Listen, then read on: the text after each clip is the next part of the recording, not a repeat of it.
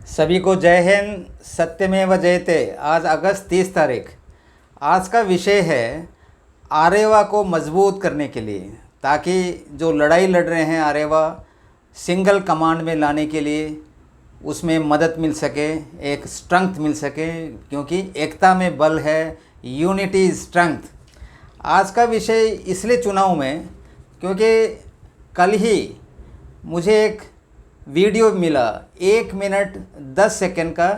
एक बेटी, ex serviceman की बेटी एमएच फतेहपुर में जाने के बाद उनका जब पिताजी का इलाज करने से इनकार करते हैं वहाँ के जो स्टाफ, उस पर वो काफ़ी फ्रस्ट्रेटेड हो गया। देखिए, मैंने इसको मेरे चैनल में अपलोड किया था, 3,500 से भी ज़्यादा लोगों ने देखा है, कमेंट्स वगैरह भी दिए हैं, क्योंकि यह ड्यूल कंट्रोल के कारण ही हो रहा है ये सब कुछ। तो इसलिए ड्यूल कंट्रोल का जाना बहुत बहुत ज़रूरी है। तो इसी के पृष्ठभूमि में एमएच वगैरह में क्यों इलाज नहीं होता है, सैंक्शन कब हुआ था, जैसे आप सभी को पता है, उसमें जो लेटर इशू किए गए हैं सेंट्रल ऑर्गेनाइजेशन ईसीएचएस, उसमें क्या लिखा है, ये सब के बारे में भी मैं आपको बताता हूँ। ध्यान से सुनिए शुरू से अंत तक। ये जो सैंक्शन होता है एक्चुअल में फरवरी 5, 2019 को मुझे चिट्ठी आता है under secretary department of ex serviceman welfare, ministry of defence से, कि आपके जो पेटिशन, रेट पेटिशन का ब्यौरा देकर बोलते हैं कि यह जो है सैंक्शन हो चुका है। वो सैंक्शन लेटर भी मुझे भेजते हैं। फिर इशू होता है 11 मार्च 2019 को एक चिट्ठी, कहाँ से, सेंट्रल ऑर्गेनाइजेशन ईसीएचएस जो न्यू दिल्ली में है, एडजुटेंट जनरल्स ब्रांच के अंदर आते हैं, वो है 11 मार्च का है। उसमें है पारा 2 सब क्लॉज जी में क्या लिखा है, मैं आपको पढ़ के सुनाता हूँ। उसमें लिखा है, all AR retirees and their dependents shall continue to be eligible for treatment in all AR hospitals / clinics, full stop. However, no treatment will be administered at AFMS hospitals, यानी कि armed forces medical services, army navy air force के जो hospital है वहाँ पे Assam rifle जो retirees हैं, जो ईसीएचएस बेनिफिशियरीज हैं, उनको इलाज नहीं दिया जाएगा। तो मैं इमीडिएटली वो जो अंडर सेक्रेटरी है, उनका नाम था AK कर्ण, जो department of ex serviceman welfare जिसे मैंने बताया, उनको मैंने कांटेक्ट किया और पर्सनली जाकर मिला भी, क्योंकि मैं कोर्ट के केस के चलते उस वक्त LOR में गया था, LOR में ठहरा था मैं दिल्ली में। मैंने उनसे बात किया, मैं आपसे मिलना चाहता हूँ इसके बारे में। LOR से गाड़ी प्रोवाइड किया गया, मैं नोएडा में था उनका घर। बहुत ही अच्छा एक व्यक्ति था, देखिए बहुत अच्छा इंसान था वो। उनको मैंने पूछा कि ये किस लिए, क्यों भेदभाव है, तो उन्होंने बताया, सर देखिए, जो सर्विस हॉस्पिटल में कई सारे केसेस ओवर क्राउड हो जाता है। अभी जो है ये प्रपोजल चल रहा है, जो सर्विस के जो एक्स सर्विसमैन हैं, यानी आर्मी नेवी एयरफोर्स के, उनको भी सर्विस हॉस्पिटल से इलाज करने पर हम रोक लगा रहे हैं। तो मैंने बोला अच्छा, लेकिन आज तो 5.5 साल हो गया है, देखिए अभी तक तो उनका इलाज चल रहा है वहाँ पे। तो उस वक्त मैं जनरल कार्निक सर से भी इसके ऊपर डिस्कशन किया, तो उन्होंने भी मुझे बताया, देखिए ये जो सर्विस हॉस्पिटल में जो है भीड़ भाड़, फिर वहाँ पे हम लोग जाने से इलाज भी मतलब काफ़ी वो है, रूल्स वगैरह है, इसलिए हम भी जो है एम्पेनल्ड हॉस्पिटल में जाते हैं ट्रीटमेंट के लिए, या तो ईसीएचएस पॉली क्लिनिक में। तो नायर साहब ये उतना बड़ा इशू नहीं है, इसको आप थोड़ा इसके ऊपर उतना कार्रवाई मत करो, ऐसा करके उन्होंने मुझे सजेशन दिया, एडवाइस दिया।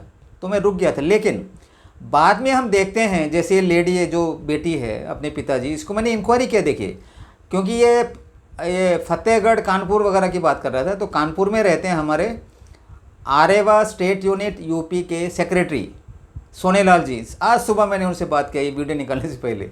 तो मैंने बोला है कौन ये त्रिपाठी, स्नेहलता बता रहा है। वो बोला सर ये जो है 4-5 महीने पहले की बात है, हमारे जो सेक्रेटरी, देखिए वो जो वारंट ऑफिसर त्रिपाठी है, जो आरेवा डिस्ट्रिक्ट यूनिट गोरखपुर के सेक्रेटरी भी है, उनको लेकर गया था हॉस्पिटल में। जो स्टाफ ने ऐसा इंक्वायरी कर तो बंद मतलब देने से इनकार कर दिया। तो बेटी जो है उन्होंने फ्रस्ट्रेशन होकर, क्योंकि अब देख रहे होंगे उस वीडियो जो बहुत 1 मिनट 10 सेकंड का है, वो बोल रहा था कि उनका एक्चुअल में असम राइफल के बारे में, आर्मी के बारे में नॉलेज भी कम है।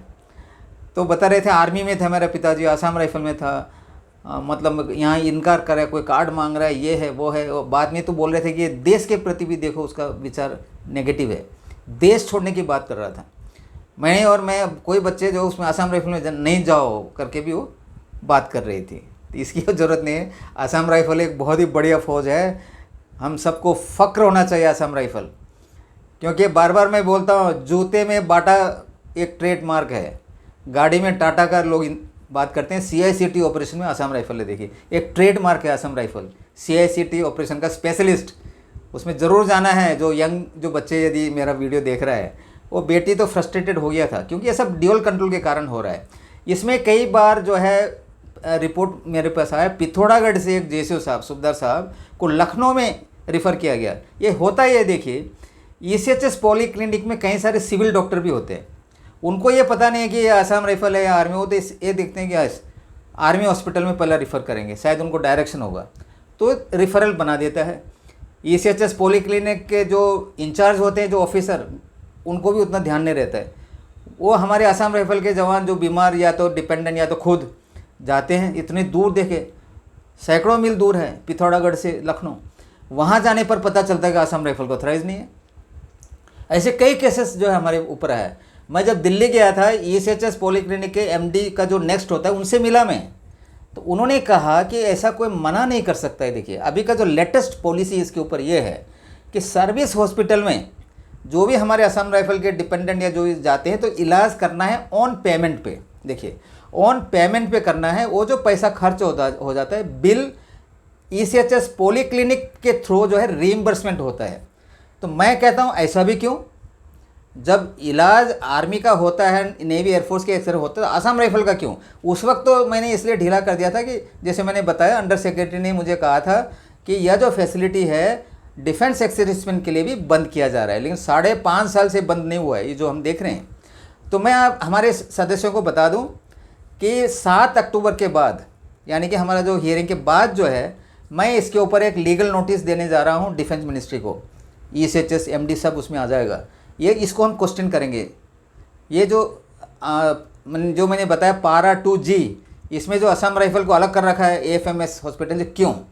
इसके बाद फाइनली उसका जो भी अगर जवाब सेटिस्फैक्ट्री नहीं आता है, तो हम कोर्ट में जाएंगे, केरला हाई कोर्ट, क्योंकि केरला हाई कोर्ट के ही मेरे पिटीशन जो सिंगल बेंच का था, जिसका जजमेंट आया था 30 जनवरी 2015 को, उसी के बेस में डिवीज़न बेंच, सुप्रीम कोर्ट वगैरह में जाके इसको फाइनली गवर्नमेंट ने सैंक्शन किया। देखिए मैं ही केस लड़ूंगा, मेरे को एक ही दिन, एडमिशन के दिन ही आ जाएगा इसका जजमेंट भी, मुझे पूरा विश्वास है।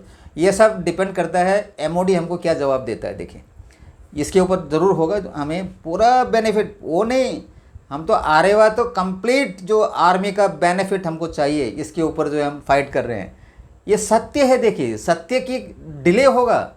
एक एग्जांपल मैं बता दूं, कुछ दिन पहले केरल में ही देखो, फिल्म इंडस्ट्री में एक लेडी को ये लोग ने कोई गाड़ी उड़ी में जाकर रैप कर दिया था, एक हीरोइन को।